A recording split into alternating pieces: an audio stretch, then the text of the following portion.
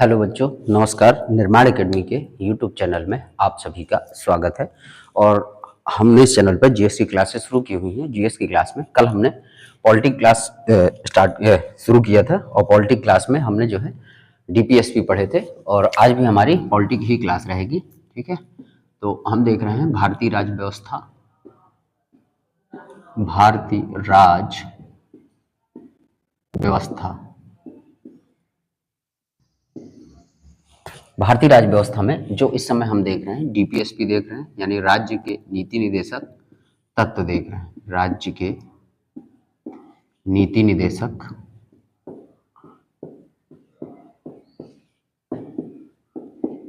तत्व कल हमने शुरू किया था राज्य के नीति निदेशक। तो जो बच्चे आज पहली बार वीडियो देख रहे हैं तो प्लेलिस्ट बनी हुई है पॉलिटी की, तो आप वहां से जाइएगा तो पुराना वीडियो भी कंप्लीट कर लीजिएगा, तो जो है आपको बहुत अच्छे समझ में आएगा। चलिए तो शुरुआत करते हैं। कल हमने नीति निदेशक तत्वों को 3 भागों में बांटा था: समाजवादी सिद्धांत, गांधीवादी सिद्धांत और उदार बौद्धिक सिद्धांतों में हमने इसको बांटा था। और समाजवादी सिद्धांत हम जो देख रहे थे, समाजवादी सिद्धांत, ठीक है, समाजवादी सिद्धांत।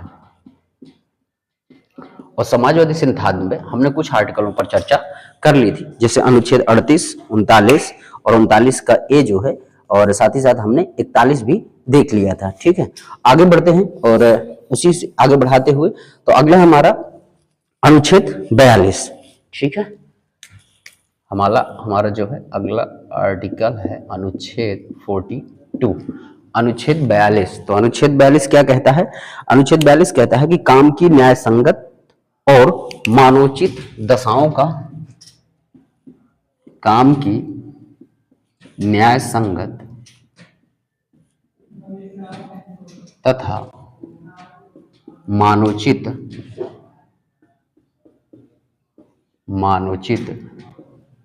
दशाओं का, अनुच्छेद 42 हमारा कह रहा है काम की न्याय संगत तथा मानवोचित दशाओं का तथा प्रसूति सहायता का उपबंध, तथा प्रसूति सहायता का उपबंध।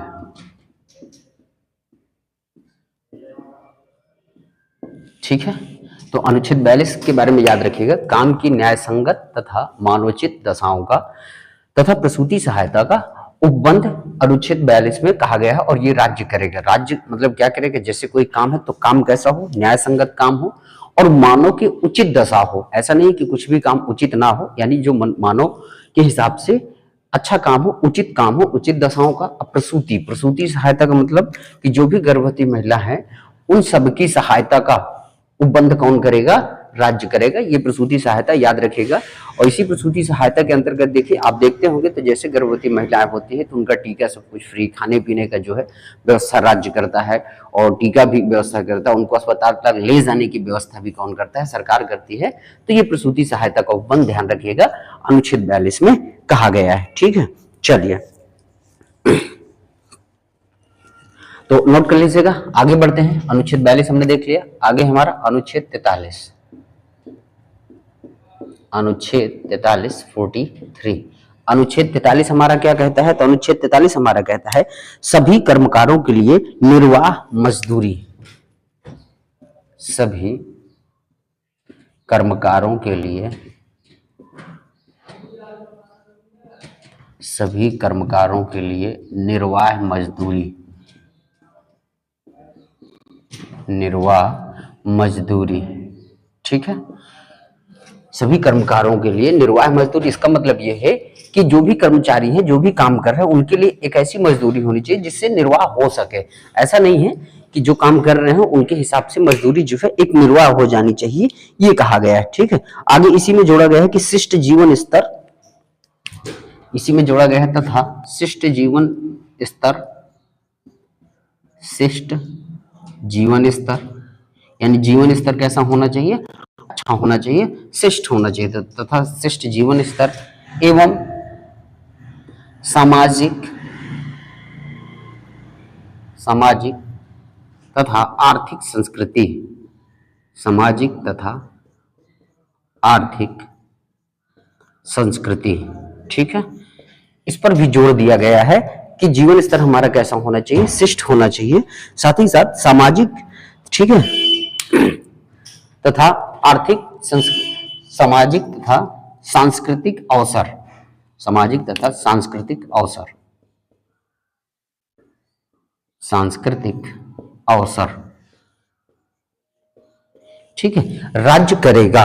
सीधा सा कहा गया है कि सभी कर्मकारों के लिए निर्वाह मजदूरी, यानी जो भी कर्मचारी है उनके लिए एक उचित मजदूरी की व्यवस्था करनी पड़ेगी, और जीवन स्तर कैसा होना चाहिए, शिष्ट जीवन स्तर होना चाहिए, साथ ही साथ सामाजिक तथा सांस्कृतिक अवसर जो है ये प्रदान करेगा, कौन करेगा, राज्य करेगा। ठीक है, तो याद रखिएगा, नोट कर लीजिएगा, आगे बढ़ते हैं।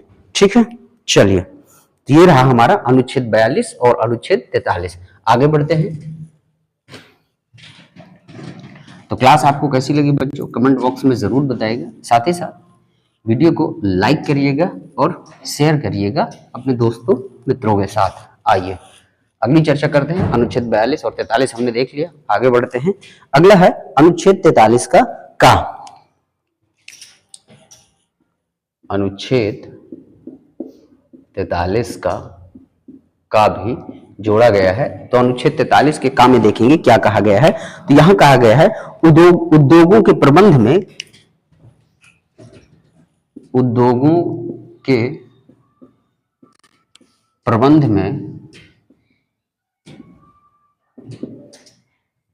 में कर्मकारों के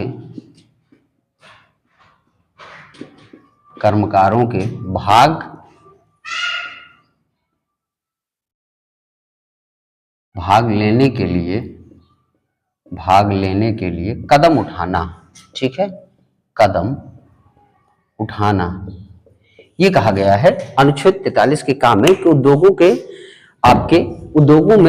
के प्रबंध में कर्मकारों के भाग लेने के लिए क्या करना है, कदम उठाना। ठीक है, कि जो उद्योगों की मैनेजमेंट व्यवस्था है उसमें कौन भाग ले सके, कर्मचारी भी भाग ले सके, जो काम कर रहे हैं वो भी भाग ले सके, ऐसा कदम उठाना ये कौन करेगा, राज्य करेगा। और क्या कहाँ कहा गया है, तो अनुच्छेद 43 के काम में कहा गया है। ठीक है, चलिए आगे बढ़ते हैं और समाजवादी सिद्धांत में हम अंतिम पॉइंट देखते हैं। अंतिम आर्टिकल है हमारा अनुच्छेद 47।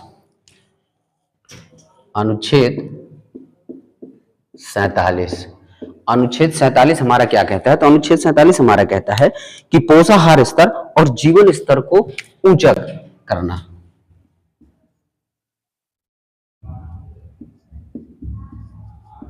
पोषाहार स्तर तथा जीवन स्तर को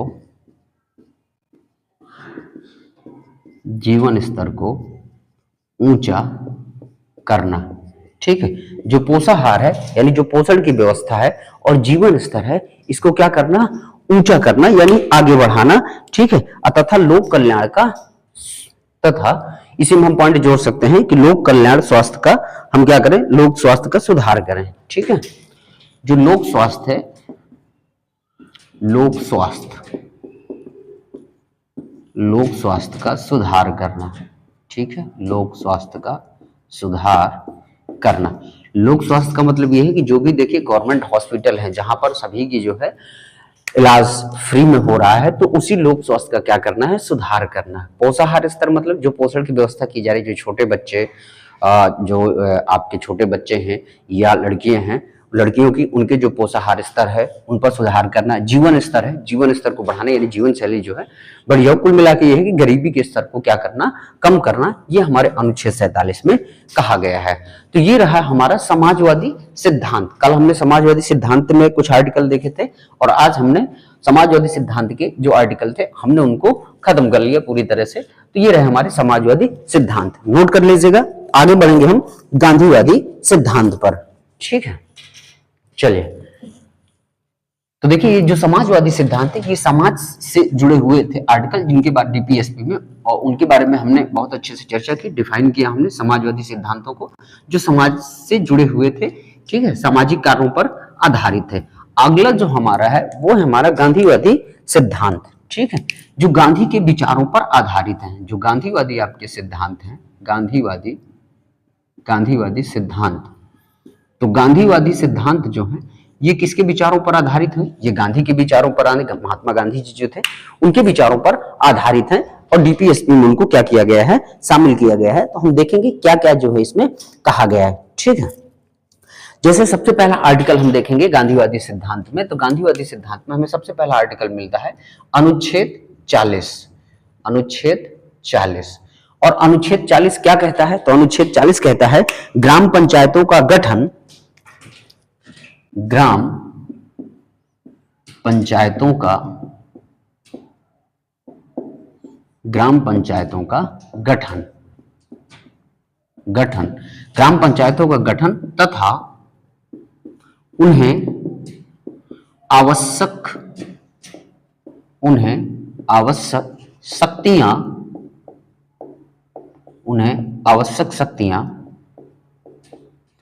प्रदान करके, ठीक है,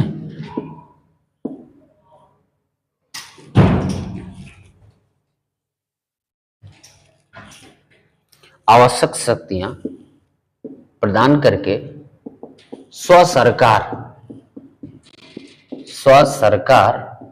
की इकाई के रूप में, स्व सरकार की इकाई के रूप में, ठीक है, याद रखिएगा कि ग्राम पंचायतों को गठन करके उन्हें आवश्यक शक्तियां प्रदान कर स्व सरकार की इकाई के रूप में कार्य करने की शक्ति प्रदान करना, स्व सरकार की इकाई के रूप में कार्य करने की शक्ति प्रदान करना, ठीक है, प्रदान करना, ये कहा गया है अनुच्छेद 40 में कि ग्राम पंचायतों का गठन किया जाएगा और उन्हें आवश्यक शक्तियां प्रदान करके स्व सरकार यानी स्वयं की वो सरकार बना के एक इकाई के रूप में कार्य करेंगे। इससे क्या होगा? गांवों का विकास होगा। शुरू से महात्मा गांधी इसी पर आधारित थे। उन्होंने गांव पर ज्यादा जोर दिया। उन्होंने कहा भी है कि भारत जो है गांव में बसता है, तो गांव में बसने के लिए उन्होंने ये कहा कि भाई ऐसा करिए, गांधीवादी विचारों पर आधारित है। और जब हमारा संविधान तैयार हुआ तो गांधीवादी सिद्धांत पर यह अनुच्छेद 40 जोड़ा गया कि ग्राम पंचायतों का क्या किया जाएगा, गठन किया जाएगा और उन्हें कुछ आवश्यक शक्तियां प्रदान की जाएंगी, ठीक है, स्व सरकार के रूप में वो क्या करेंगी, कार्य करेंगी। तो ये रहा हमारा अनुच्छेद 40 जो गांधीवादी सिद्धांत पर आपका आधारित था, ठीक है। अगला आर्टिकल है हमारा अनुच्छेद 43। अगला है अनुच्छेद 43, 43, ठीक है।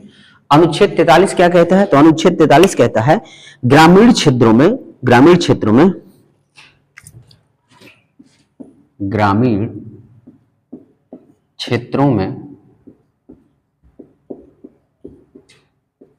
कुटीर उद्योग,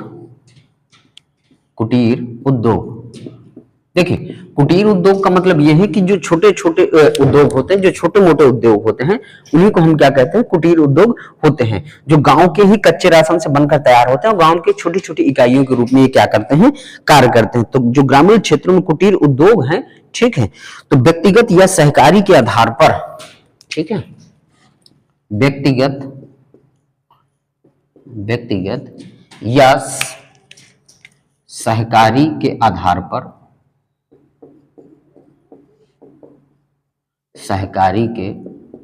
आधार पर, उद्योगों का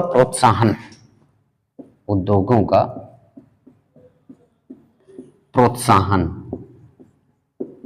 ये हमारे आर्टिकल 43 में कहा गया है कि जो ग्रामीण क्षेत्र में छोटे छोटे जो उद्योग हैं उनको चाहे व्यक्तिगत या आप कह सकते हैं सहकारी, ठीक है, सहकारी का मतलब कि जो समितियां होती हैं, जो आपके समूह बनते हैं, उनके आधार पर उन उद्योगों का क्या किया जाएगा, प्रोत्साहन किया जाएगा कि उनको भी आगे बढ़ने का मौका मिले। राज्य सरकार ऐसी व्यवस्था कराएगी जो ग्रामीण क्षेत्रों में छोटे छोटे उद्योग चल रहे हैं। और ये कहाँ कहा गया है? तो ये अनुच्छेद 43 में कहा गया है, ठीक है।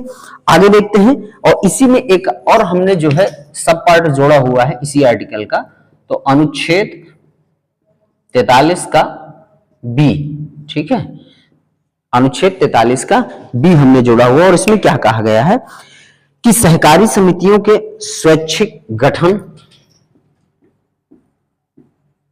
सहकारी समितियों के स्वैच्छिक गठन, स्वायत्त प्रशासन,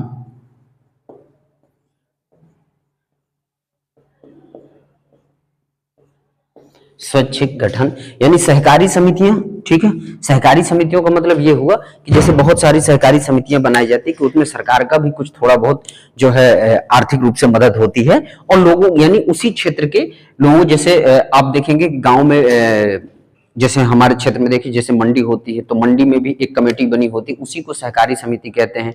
रेलवे में भी होता है, अलग अलग विभागों में क्या होता है, समितियां बनाई जाती हैं और उन्हीं को कहा गया है सहकारी समितियों के देखिए स्वैच्छिक गठन या उनके क्या कहने में स्वायत्त जो है प्रशासन। ठीक है, लोकतांत्रिक निमंत्रण तथा व्यवसायिक प्रबंधन। ठीक है, लोकतांत्रिक निमंत्रण, लोकतांत्रिक निमंत्रण, लोकतांत्रिक आपका क्या होना चाहिए, नियंत्रण होना चाहिए। ठीक है, लोकतांत्रिक निमंत्रण तथा व्यवसायिक प्रबंधन, लोकतांत्रिक निमंत्रण, ठीक है, तथा व्यवसायिक प्रबंधन को बढ़ावा देना, प्रबंधन को बढ़ावा देना। यानी कुल मिला के जो सहकारी समितियां हैं इनका गठन किया जाएगा, इनके प्रशासन के बारे में। और सहकारी समितियां ऐसी होती हैं जिनमें सरकार जो है आर्थिक रूप से मदद करती है, उनके प्रशासन में भी मदद करती है, उनके गठन में भी मदद करती है, और वहां जो होता है सब कुछ लोकतांत्रिक होगा और व्यवसायिक प्रबंधन होगा। बिजनेस मैनेजमेंट के आधार पर जो है सहकारी समितियां भी बनाई जाएंगी और इनका क्या करेगा, राज्य सरकार बढ़ावा देगा। ठीक है, ये कहा गया हमारा अनुच्छेद 43 के बी में कहा गया है। ठीक है, तो याद रखिएगा ये गांधीवादी सिद्धांत में हमने देखा अनुच्छेद 43 बी। आगे बढ़ते हैं, नोट कर लीजिएगा। चलिए, तो गांधीवादी सिद्धांतों पर अभी और हमारे आर्टिकल हैं तो उन पर भी चर्चा करेंगे। ठीक है, तो क्लास आपको कैसी लगी बच्चों, कमेंट बॉक्स में जरूर बताइएगा। साथ ही साथ वीडियो को लाइक करिएगा और शेयर करिएगा अपने दोस्तों के साथ। फेसबुक, व्हाट्सएप, थोड़ा सा हर जगह जो है क्लास को शेयर कर दिया करिए। तो शेयर करेंगे, लाइक करेंगे, मुझे भी मोटिवेशन मिलेगा। ठीक है, चलिए आप पढ़ते चलिए, रिवीजन करते चलिए। आइए आगे बातचीत करेंगे। अगला है हमारा अनुच्छेद 46। अनुच्छेद 46 46। अनुच्छेद 46 क्या कहता है, तो अनुच्छेद 46 हमारा कहता है कि एससी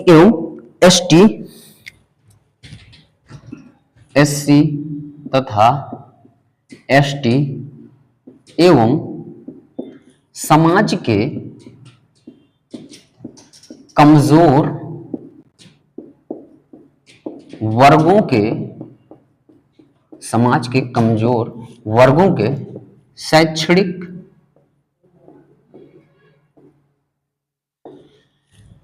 एससी यानी शेड्यूल कास्ट, एससी मतलब ध्यान रखिएगा अनुसूचित जाति, और एसटी मतलब अनुसूचित जनजाति, तथा समाज के कमजोर वर्गों के शैक्षणिक एवं आर्थिक हितों को प्रोत्साहन, शैक्षणिक एवं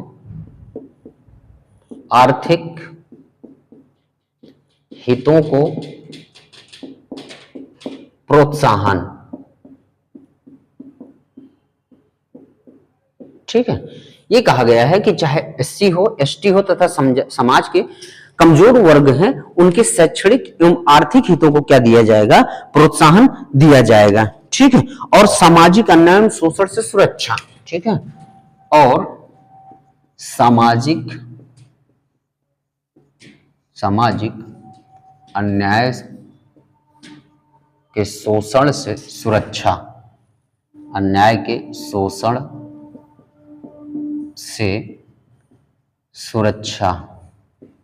ठीक है, यहां पर देखिए क्या कहा गया है कि एससी यानी अनुसूचित जाति और एसटी अनुसूचित जनजाति तथा समाज के जो अन्य कमजोर वर्ग हैं उनकी शैक्षणिक यानी शिक्षा की व्यवस्था, साथ ही साथ आर्थिक यानी पैसों से अगर वो कमजोर हैं तो उनको क्या देना, प्रोत्साहन देना, यानी राज्य उनकी जो है व्यवस्था करेगी, राज्य उनकी सहायता करेगी उनको आगे बढ़ाने में, शैक्षणिक में और आर्थिक, यानी शिक्षा संबंधित और पैसे संबंधित अगर वो कमजोर हैं तो उनकी प्रोत्साहन के रूप में उनकी मदद कौन करेगा, राज्य सरकार करेगी। और सामाजिक अन्याय, जो समाज का अन्याय वो झेल रहे हैं उनके शोषण से भी राज्य उनको क्या करेगा, सुरक्षा प्रदान करेगा।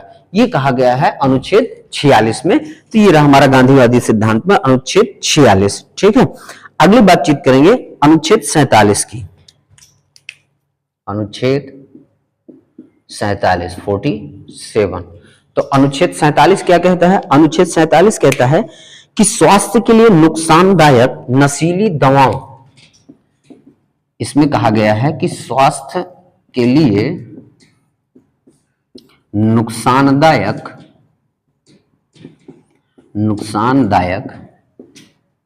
नशीली दवाओं तथा, ठीक है, ये देखिए यहां पर कहा गया है कि स्वास्थ्य, यानी स्वास्थ्य से, अगर स्वास्थ्य के लिए कोई नुकसानदायक नशीली दवाएं हैं और साथ ही साथ जैसे मदिरा, ड्रग के औषधि प्रयोजन हैं, मदिरा औषधि प्रयोजन, मदिरा औषधि प्रयोजन, औषधि प्रयोजन, ठीक है, मदिरा हो गया, औषधि प्रयोजन के लिए हो गया, ठीक है, इनके भिन्न प्रयोजन से भिन्न उपयोग पर प्रतिबंध लगाया गया है। औषधि प्रयोजन से भिन्न उपयोग पर प्रतिबंध लगाया गया। जैसे कहा गया है कि स्वास्थ्य के लिए जो नुकसानदायक है कौन सी चीजें, नशीली दवाएं तथा मदिरा, ये दो चीजों के बारे में कहा गया है कि अगर नशीली दवाएं हैं और क्या है, मदिरा है, मदिरा मतलब शराब की बातचीत हो रही है इसमें, कि अगर नशीली दवाएं हैं तथा मदिरा है, हम इसमें ड्रग्स भी शामिल कर सकते हैं, ठीक है, ड्रग्स भी लिख सकते हैं क्योंकि दवाओं में ड्रग्स का प्रयोग होता है। तो ड्रग्स है, मदिरा है, नशीली दवाएं हैं। तो औषधि प्रयोजन से भिन्न, औषधि प्रयोजन यानी दवाई जो है, दवा, ठीक है, दवा बनाने के प्रयोग से अगर कुछ ऐसा हो रहा है तो उसके उपयोग पर क्या लगाया जाएगा, प्रतिबंध लगाया जाएगा। ठीक है, कि स्वास्थ्य के लिए नुकसानदायक है कौन चीजें, नशीली दवाएं, ड्रग्स, मदिरा, ये तीनों चीजें क्या है, स्वास्थ्य के लिए नुकसानदायक हैं। अगर इनका जो है औषधि प्रयोजन में प्रयोग हो रहा है तो वो ठीक है, यानी दवाएं बनाई जाए, लेकिन अगर अन्य किसी चीज पर प्रयोग किया जाएगा तो उनके उपयोग पर क्या होगा, प्रतिबंध लगाया जाएगा। ये कहा गया है हमारे अनुच्छेद 47 में। लेकिन देखिए जो मदिरा है, ये कहने का मतलब अगर आप देखेंगे तो स्वास्थ्य के लिए तो नुकसानदायक है ही, लेकिन सरकार इसी को क्या कर रही है, बेच रही है। ठीक है, औषधि प्रयोजन में तो प्रयोग हो ही रहा है, लेकिन शराब जो है बेचा जा रहा है, और सरकार की तरफ से जो है इसको जो है, इसमें देखिए बहुत सारे टैक्सेस भी, सरकार की कमाई का भी स्रोत है ये। तो यहाँ जो है, जबकि कहा गया है कि रोक लगाई जाए, लेकिन नहीं रोक लगाई। क्यों? क्योंकि इसके लिए आप जो है सुप्रीम कोर्ट नहीं जा सकते, यानी न्यायपालिका में नहीं जा सकते। क्यों? क्योंकि न्यायालय द्वारा ये डीपीएसपी प्रवर्तनीय नहीं है, आप न्यायालय द्वारा इन्हें लागू नहीं कराया जा सकता। ठीक है, अब वो बेचा जा रहा है तो बेचा जा, कई सरकारों ने बंद कर रखा है, कई राज्य सरकारों ने अपने यहाँ शराब पर क्या लगा रखा है, प्रतिबंध लगा रखा है, कई राज्यों में बिक रही है। तो याद रखिएगा कि अनुच्छेद 47 में ये कहा गया है। ठीक है, चलिए अब हमारा अंतिम पॉइंट है गांधीवादी सिद्धांत पर। तो गांधीवादी सिद्धांत हमारा क्या कहता है, हम देख लेते हैं। ठीक है, गांधीवादी सिद्धांत का हमारा अंतिम आर्टिकल है अनुच्छेद 48। ठीक, क्या है, अनुच्छेद 48। अनुच्छेद 48 में क्या कहा गया है देख लेते हैं। तो ये कहा गया है कि गाय, बछड़ा व अन्य दुधारू पशुओं की, गाय, बछड़ा तथा अन्य दुधारू पशुओं की बलि पर रोक, बलि पर रोक। याद रखिएगा, कहा गया है अनुच्छेद 48 में कि गाय है, बछड़ा है तथा जो अन्य दुधारू पशु यानी अन्य जो दूध देने वाले पशु हैं उनकी बलि पर क्या लगाई गई है, रोक लगाई गई है, ठीक है। और उनकी नस्लों में सुधार को प्रोत्साहन, ठीक है, और उनकी नस्लों में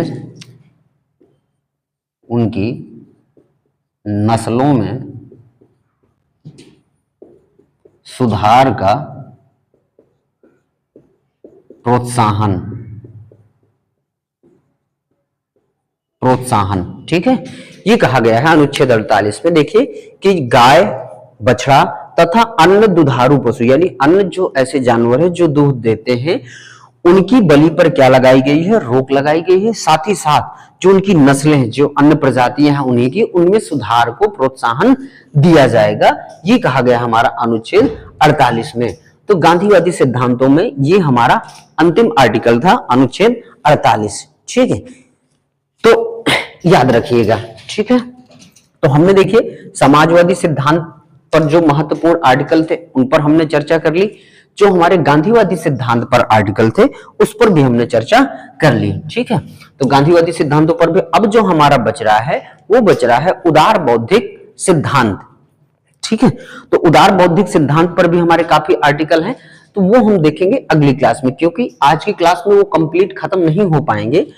तो हम क्या करेंगे, अगली क्लास में उसको पूरी तरह से कंप्लीट खत्म कर लेंगे आपके उदार बौद्धिक सिद्धांत पर, और जो उसमें कुछ बचे हुए जो उदार बौद्धिक सिद्धांत हैं उनमें, और साथ ही साथ डीपीएसपी में जो बाद में कुछ जोड़े गए हैं तो उनके बारे में भी हम चर्चा कर लेंगे। जो नए नीति निदेशक तत्व जोड़े गए हैं, जैसे हमने देखा था 43A हमें मिला था, 43B हमें मिला था, तो कुछ नए नीति निर्देशक तत्व जोड़े गए हैं तो उनकी भी हम चर्चा करेंगे अगली क्लास में।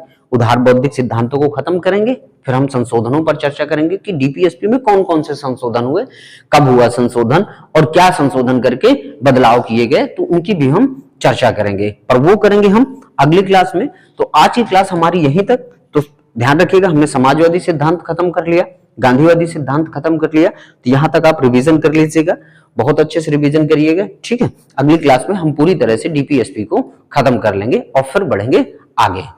तो बने रहिएगा, साथ पढ़ते रहिएगा, रिवीजन करते रहिएगा, साथ ही साथ क्लास को लाइक करिएगा, वीडियो को लाइक करिएगा और अपने मित्रों के साथ शेयर जरूर करिएगा। तो मिलते हैं आपसे अब अगली क्लास में। कल हमारी देखिए क्या क्लासें होंगी। अब कल, आज हमारा ट्यूसडे हो गया तो 2 दिन हमारी पॉलिटी क्लास रहती है। अब कल जो होगा वेडनेसडे होगा, ठीक है। तो वेडनेसडे को हम क्या देखेंगे, जियोग्राफी देखेंगे। तो कल हमारी जियोग्राफी क्लास रहेगी। तो आज की क्लास यहीं तक बच्चों, कल मिलते हैं आपसे, तब तक के लिए धन्यवाद। जय हिंद, वंदे मातरम।